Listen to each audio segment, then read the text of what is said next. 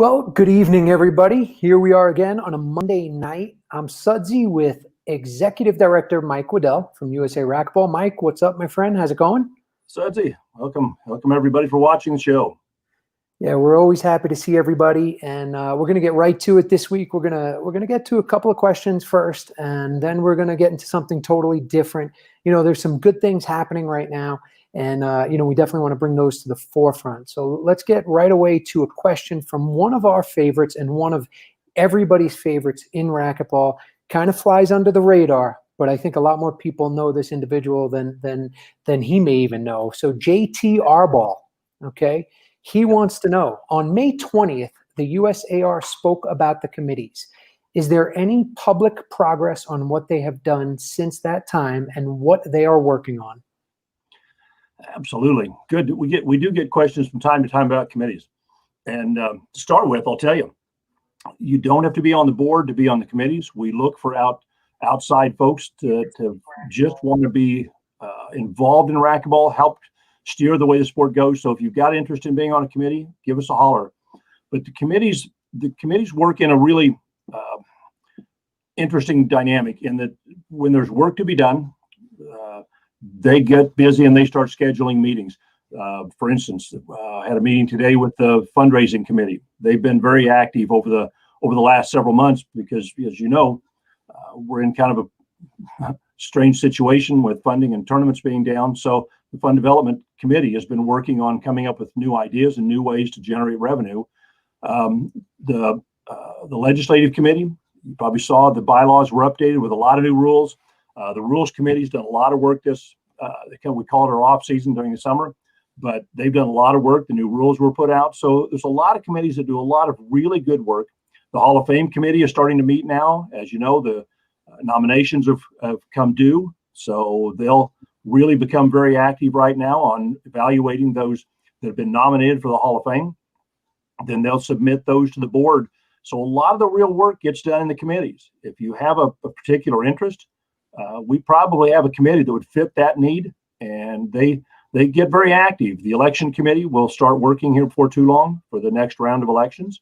But until then, they really don't meet. They don't need to. So it's not like if you get on a committee, you're going to meet every week or every night, even every month.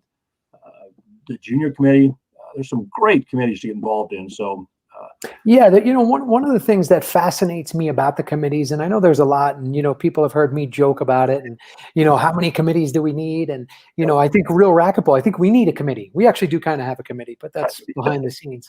And as Stuart points out, I know we've been featuring the committees in the newsletter. And if you get that email and you get that newsletter, I'm sure you do if you're watching, open it, go through it, check it out. Everybody in there supports racquetball, whether they're sponsors or partners of USA Racquetball, but there's a lot of good info in there. Quite frankly, to be honest, I don't always read the whole thing either. I check to see, and I see my logos there or my advertisement, and I'm like, all right, that's good. And then I kind of skim through, but then sometimes I catch myself actually reading the info, and I'm like, wow, that's cool. I thought I knew everything, but I really don't. So, I would definitely say, if you get a chance, check it out. But what fascinates me about these committees is everybody's a volunteer. Everybody does this on their own time. They really do want to help and get involved. And, they do a lot of that work that really nobody wants to do. And as you and I have talked offline about it, Mike, it's the people that have that passion and the love for our sport. And we're going to get to that later in the show as well. But, they're doing a lot of that stuff that has to get done. And it's easy for someone to point fingers and go, well, you do it. Well, you do it. Well, you do it. These committees actually do get that stuff done. They do. So we're always looking for fresh new ideas, people that have got ideas or just a real strong passion for whatever the topic is. So whatever that might be, if it's tournaments, we have a national championship committee that we just formed about a year ago. So if that's your passion, we'd love to get you involved. So we're always looking for someone's expertise and passion, and we will find a spot for you to volunteer. Yeah, it's pretty cool. So, and again, just contact Mike Wedel or USA Racquetball or Renee if you're interested in the committee. I know Cheryl Kirk is big into the committees as well. And again, like Mike said, maybe you're passionate about the junior program. Maybe you're passionate about the Hall of Fame or the rankings or whatever it may be, national events. I'm pretty sure, and I'm not saying this in jest, but Mike, we do have pretty much committees for everything, right? And the great thing is what that does for us is that gives a lot more people an opinion and a way to help steer the way racquetball goes. We don't want just the board. People look at the board of directors and think they do all the work. Now, You know the what? board of directors' goal is they actually evaluate what the committee sends to them as a recommendation, and they decide whether or not they feel that this is the right way, or they send it back to a committee to rework on it. That's what I want to do. Me a favor, just real quick, Mike, for everybody watching and the viewers and myself as well. Just give us kind of the process of exactly how a committee works. So maybe I'll give you an example and then tell me. Sure. Hall of Fame. Okay, so the Hall of Fame committee, how does this work now? What happens? Really strong committee. We've got some really great people that work on that because they're obviously the ones that are passionate about the history of the game. So when the nominations come in, and even the process, how the nominations come in, that committee will meet multiple times and evaluate the process. Then they'll evaluate each of the nominations. They look at those nominations, verify all of the if it's a skill or a pro division, whatever they're nominated under, might be a contributor. Make sure that all those things really happen and they're factual. Then they'll debate and discuss which ones meet the right criteria to be nominated. Then they'll put together a list. They say these three people meet all the criteria. We feel they're the most warranted to be in our Hall of Fame. Then they submit that to the board of directors. The board of directors will look at those, and they take what the committee says with an enormous amount of weight because they've evaluated. And then they'll look at them and see if anybody has any suggestions, yay, nay, and then they'll vote to approve or disapprove that. Typically, that one's going to get approved because the committee's done all the work. They've met many times and just spent hours of time going through these folks to make sure that they really meet the criteria and rise to the level to be in our Hall of Fame. So it's really kind of a neat process. And Jim Heiser heads that committee and has for some time, and he's got a really strong committee. They work hard on that. They take it serious. Yeah, there's no doubt. So if you're interested in the committee, jump in. We got to move on because the clock is ticking. All right. Yeah. So this one comes from Roddy Hogg, and he's super active, and I like that. He's involved, he's engaged, he wants to know what's going on at USA Racquetball, and there's a lot of good things that are happening. Obviously, the IRT just had their event in Atlanta this past weekend. The WAR event in Vegas is going to happen, which is fantastic, and everybody's got to be excited about that. And of course, in December now, so there's some events we're seeing. The Team Root Spectacle down in December in Kansas. So some things are happening. So Roddy has a question about the outdoor racquetball. He says, is the USAR working with state and local agencies to encourage the construction of more outdoor racquetball courts? That's a great question. We do. We get involved anytime someone will ask us to, just because in your part of the country what's being built. If there's a park being built and you think there's a reasonable chance that they could put some courts in, find out who the construction is, where the bids is, at a county park, state park, city park, whatever it is. We would be glad to get involved and help. We have a situation in the Kansas City area. It's actually in Lee Summit, Missouri, where they've got a beautiful park, 2 courts there. And over the last couple of years, they've decided they're going to redesign the park. And in that redesign, when it was discussed in one of their committees, they were taking those courts out. Well, the players that we've got a real strong group of players that play outdoor racquetball in the Kansas area. They found this out and they've gotten involved. And I've reached out to the council members. Several of the people in that group have reached out to the council members, and come to find out the plans aren't in concrete yet. They're not done. So they were just really interested in the volume of people that were calling them, giving them interest. The conversation I had went really well. It was relatively short. They told me that, look, we've really almost changed our minds. So we think we're going to be able to save those courts. We're more than happy to get involved, but I'll tell you, the strength comes from the numbers of folks playing on the courts. What the council wants to see, and what any city, state committee is going to want to know, how many people are going to use this. So this group we have here in Kansas City, and like I say, they are strong. They play 2-3 times a week. They're going to make sure that they've got pictures posted of them playing in this park. So we can help make it happen. Reach out to us. We are really, really want to be involved in those, but there's no way we would know. So if you've got a park being built in Omaha, Nebraska, and you think there should be racquetball courts there, there's really a legitimate reason. there's people that will use it. We're happy to help you put together a presentation for them. What about, Mike, there's tons of courts. Being from New York City, we have a ton of outdoor one wall courts and stuff like that. But what about courts that are already there and just refurbishing them and trying to get them fixed up? I know John Ellis, he was trying to run some sort of a campaign also to go to these cities and show them the benefits and why they should fix them up. Is that maybe another option for people that may have them already? Maybe somebody's in the city right now and they drive by some, one wall court every day that just is never used. What would you suggest they do in that case? The best thing to do is get together, start playing on it. Now, if the courts are unplayable or unsafe, then you got to work on figuring out how do we either generate funds, but a lot of the parks and the counties will be very interested if you'll help them raise money for it, either by matching dollars with them or something, because nobody's using the courts now, they may not be willing to put much money into fixing them because nobody may use them afterwards. So show them what you have organized. Show them that you're willing to put your money involved in the project. You're willing to help somehow, even if it's small dollars. If you've got 20, 30 people, raise some money. Tell them you will help maintain it. You'll do whatever they need to. Show them what programming is. How are you going to generate leagues, activities, whatever those type of things, and we can help you with that. We can show you how it's being done in other places. The model they use here in Kansas City has just worked great. It started out to be 4 or 5 gals that got together and played. I think there's 25 or 30 people that are showing up at some of these 2 courts to play. This last weekend they were using 2 different parks. So they had half of them in each of the parks. It will grow if you can organize it well enough, and we can help you do that. So reach out to me. I'm happy to have a conversation.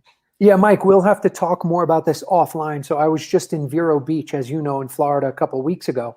And there was this area in Vero Beach that had just a big piece of property, and a couple of local pickleball players basically went to them and said, hey, can we take over this, maintain it? Here's what we're going to do. And it's been just an incredible, jolt for pickleball. It's this place is filled all the time.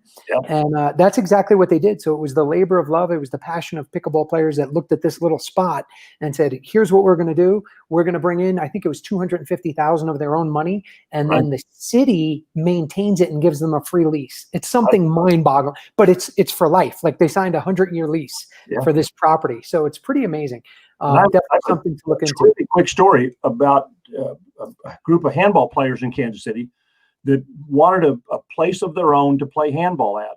So in Kansas City, Kansas, they bought a house that was zoned to do this. The backyard of this place was big enough. They built 2 concrete outdoor courts, built a huge wood deck off the back of the house, lighting on it, and it's called the Kansas City Athletic Club, but it's restricted to handball only. And these guys play there and hang out. They've got a clubhouse. The house, they converted it to basically a bar, but you can go there, play handball all day long. They do tournaments there. Beautiful deck. It's a neat idea that I have no reason why you couldn't get a group together like what they did. And I don't know, there's 80 or 100 folks that got together to do this thing. So it didn't take a huge amount of money from anybody, but they put all the money up, bought the house. It's a beautiful concept. I really am jealous that we don't get to play racquetball there. Well, let's go do it. All right. So this last question before we get into what we're going to be moving forward with in the next couple of weeks comes from Christopher Clark. And Christopher says, we'll stay on the outdoor here. As far as marketing is concerned, do you think we should turn our efforts into translating it into more of an outdoor sport, then get companies that are affiliated with outdoor products such as Coleman, Yeti, etc.? Go after the small to medium companies, then move up. Christopher Clark, thank you for that question. Yep, great question. And I love the concept of it, and we're working on that now. I don't want to shift gears and work on outdoor by itself.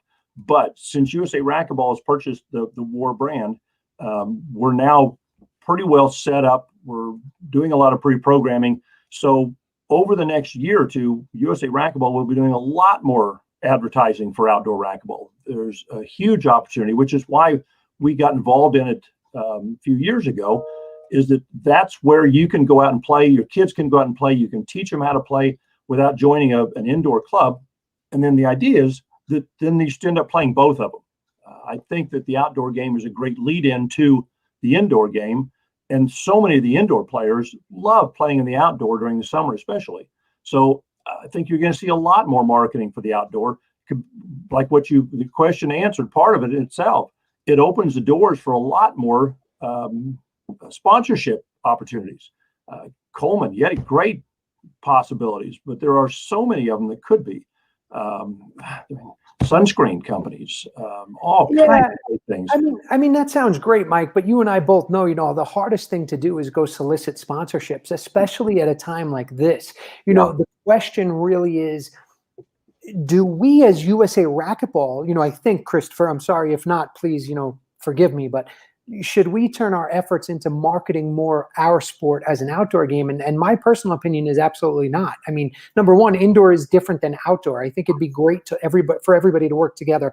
I've been preaching this since this COVID started. I don't care if you have a racquetball racket and a racket in your hand and you're hitting it against your wall, you play racquetball. If it's if it's in your bedroom or in your kitchen, I don't care. I've been doing it. So, that's racquetball. So indoor, outdoor. But, Christopher, truth be told, many, many more people play indoor racquetball. In fact, most of the people that play outdoor either are indoor players or they were handball players or paddleball players in cities that had one wall or sometimes three wall courts. But it's such an enormous difference of participation. I mean, outdoors fun and cool, but there's no way we can take USA Racquetball indoor players and go, okay, let's just switch it over now and market to outdoor. Could we do it together? Yeah, of course. I think that's actually one of the huge opportunities out of this big negative that we've had for the past 6 months with this COVID that we might be seeing here in the future. Is that pretty accurate, Mike? Absolutely. Well, good example. Look at the excitement on the three-ball tournament coming up in October. I mean, the numbers of entries in that and the excitement around the people the players that are planning to go there. Huge. I don't remember that over the last few years. This should be an enormous event. And the way that Mike and his team have built that tournament, it's such a cool environment. So anybody that's even on the fence thinking about it, really got to go see this. I went last year for my first time, and I'm really looking forward to going back this year. It's a different game, like you say. It's totally different. I certainly don't want to insult anybody. I've only played outdoor a few times. This is real racquetball, Mike. Say what you're saying. I'm going to piggyback what you say. So go ahead. What were you going to say? It's almost a skill balancer. They're still the pro players are pro players. They're going to win, but you've got a better chance of competing against a high level player in outdoor than you do in an indoor game. The indoor game is so precise. I mean, you're playing inches off the floor and you're playing 150, 75 mile an hour. The outdoor game's different. The whole game's played higher off the floor, and you've got a chance to get in there and bang around with them. So it's a lot of fun. I love the outside. Being outside is just phenomenal in the summer. So yeah, the energy is great. The bad shots inside are good shots outside. Yeah. Obviously being in Vegas, that's tremendous. Kane, the #1 player in the world, saying he's going. I'm so happy. We were talking and texting today, and looks like I might have him on my show on Sunday night. So that'll be really cool. But it's really, for me, I was so happy to see that Kane is going, and I was personally motivated. Now I'm waiting for some sponsors to call me up and say, Sudsy, we want you to go, and Alex and I, the reigning national champs, will go, and we'll represent Team USA. So that's out there too. It's a possibility, but the outdoor game is different.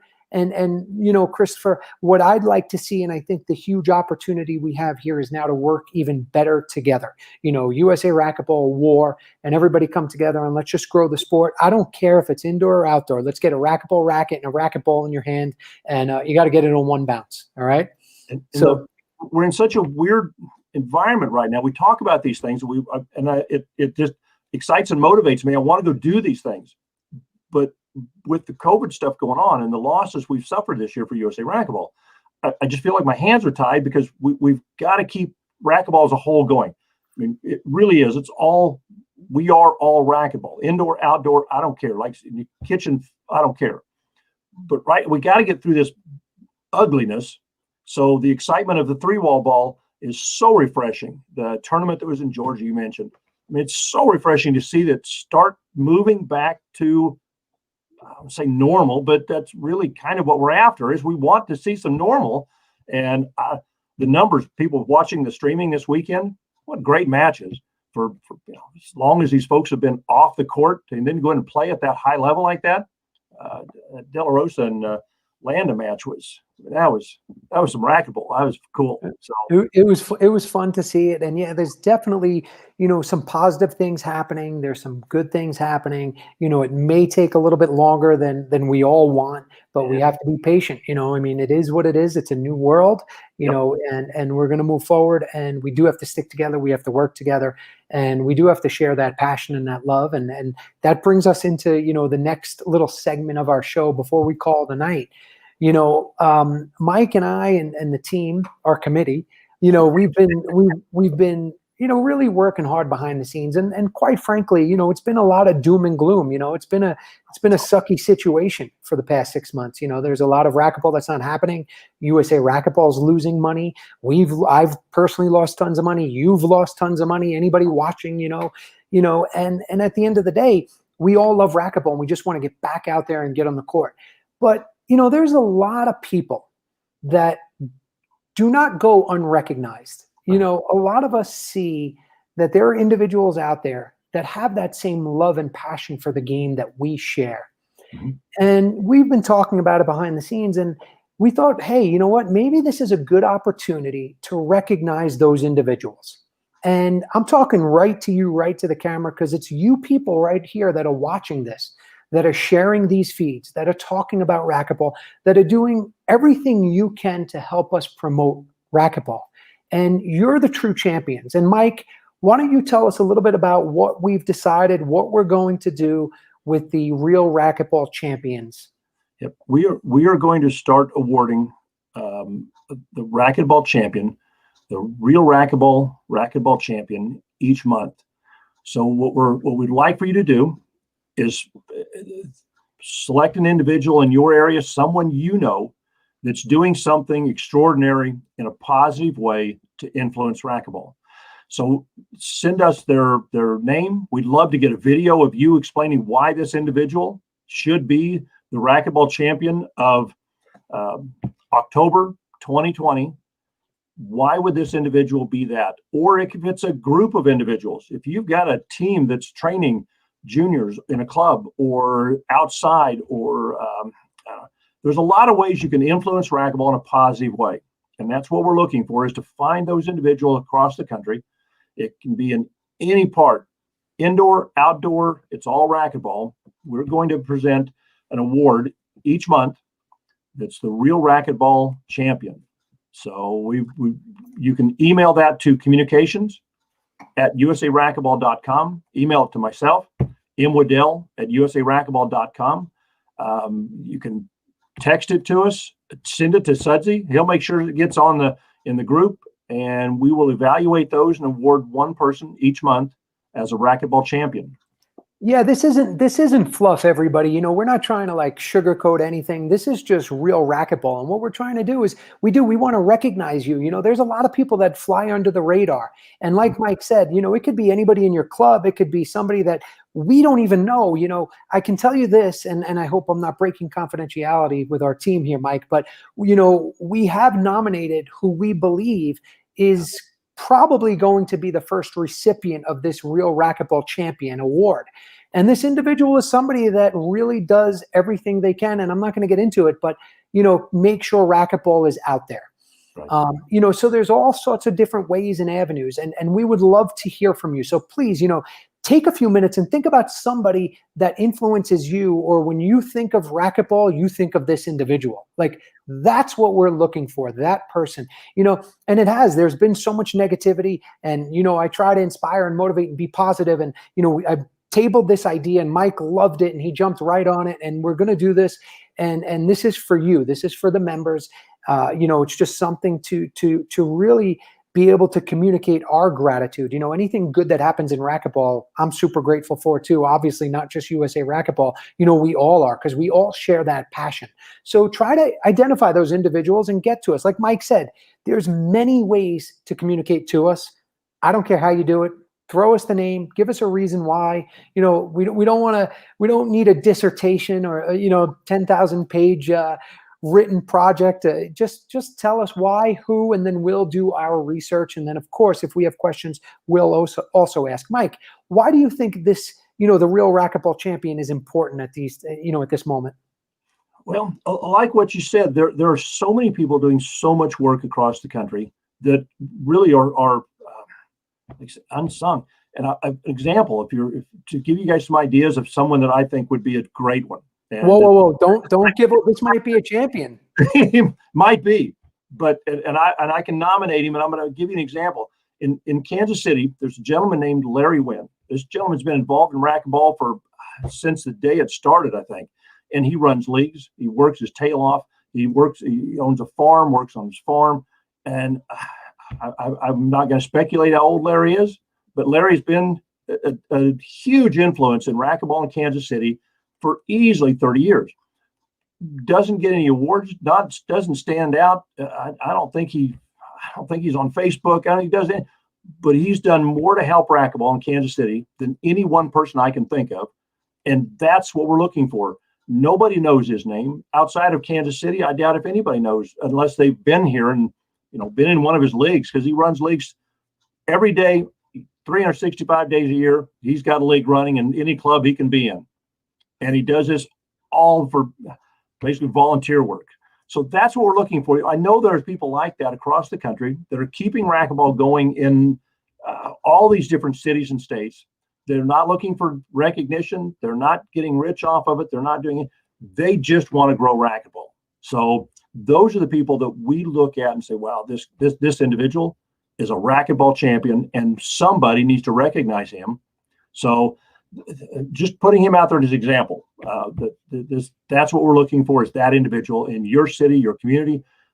If you've been through, played at a tournament, and the tournament director was just phenomenal, this person knew how to do a tournament and it's been wonderful, do a video, write it up. Like Sudsy said, we're not looking for a 5-page description. You can do a video, write it up, send him an email, send him a text, help us to where we can find this person, look him up, see what they've done. And we want to celebrate those individuals that are doing the work behind the scenes to make racquetball grow and influence things in a positive way. Yeah, because, in our sport, there's so many champions that are recognized for what has been done on court, but there's so many of you out there that, truth be told, we can't do it without you. So, if we can take this moment or these awards and recognize you, please, and everybody out there, give us his names, find these people, identify them, whoever he or she may be. Could be a junior, could be anyone at all, could be your mom, your dad, your brother, your sister, your grandmother. Just give us a reason. We'll take a look at it. And, the next few shows, we'll certainly be doing that. Our plan is in 2 weeks for Game 7 to definitely basically have our first recipient, and they're going to get a beautiful award. We're still working on it behind the scenes. Game 7 will be in 2 weeks, October 5th. Now, I do want to just remind everybody that my birthday is the 12th, but we will not have a show that day. So that's the week after we will.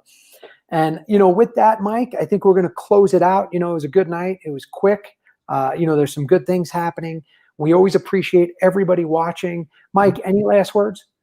Now, I really do appreciate everybody taking time to watch this. And I understand if you don't watch it live and you can watch it afterwards, please help us find those people. We want to find those champions across the country and celebrate. It will help others be inspired. We want these individuals to be an inspiration and help you find ways that you can help your community keep racquetball, grow racquetball. And we really appreciate your time and your effort in helping us grow racquetball. Yeah, and again, if nothing else, make sure you tune in for Game 7, which is in 2 weeks, October 5th, because we will have our first recipient. And, that may kind of explain and give you a good idea of what we're looking for. But in the meantime, keep trying to identify. We're still going to take all of your questions. So we like when they keep coming in, again, anonymously, or if you want to, own them and who you are, send them, because, I'm sure you have a lot of questions. I have a lot of questions, and I've been in the sport my entire life, and I still text my questions. So, keep sending them. It's good. It's important. We want you to be engaged. This is going to be over soon, and we're going to be back on the courts. And hopefully by the time we get back on the courts, you'll have so much info. You'll know so much about USA Racquetball that the only thing you're going to do when you see Mike Wedel or anybody from USA Racquetball is say, hey, how's it going? Great event. And go play your match, because you'll already know everything. So once again, thank you so much for joining us tonight on Game 6 of Real Racquetball. We look forward to seeing you in 2 weeks, and we look forward to presenting our first Real Racquetball Champion Award. Have a great night. Have a great week, and we will see you in 2 weeks. Good night, everyone.